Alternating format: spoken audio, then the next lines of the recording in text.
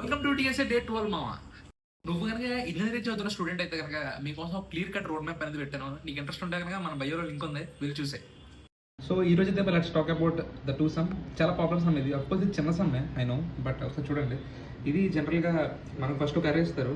అరేలో ఏ two indices అయితే కలిపితే మన టార్గెట్ ఎలిమెంట్ వస్తుందో వాటి ఇండెసెస్ని మనం రిటర్న్ చేయాలి. సో ఇక్కడ మన టార్గెట్ ఎలిమెంట్ వచ్చేసి 14 అనమాట.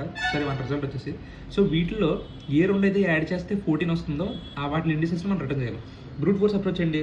ఫస్ట్ ఒక నెంబర్ తీసుకుంటారు, ఆ నెంబర్ని ప్రతి నెంబర్తో యాడ్ చేసుకుంటూ వెళ్తారు. 14 వచ్చిందా లేదని చెప్పి మన టార్గెట్ ఎలిమెంట్ లేదు. సో నెక్స్ట్ నెంబర్కి వెళ్తాం.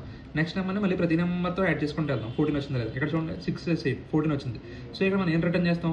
6 + 8 కాబట్టి వాటి ఇండిసెస్ రిటర్న్ చేస్తాం, విచ్ ఇస్ 1 + 3 1,3. సో దాని అప్రోచ్ ఇది అనమాట. అలా కాకుండా దీని టైం కాంప్లెక్సిటీ వచ్చేసి ఆర్డర్ ఆఫ్ n² వస్తుంది. సో మనకి ఆర్డర్ ఆఫ్ n² కన్నా తక్కువ టైం కాంప్లెక్సిటీ ఏమైనా ఉందా? ఉంది. సో అది కనిపెట్టడమే మీ పని. దానికి ఏంటంటే హ్యాష్ మ్యాప్ యూస్ చేయండి.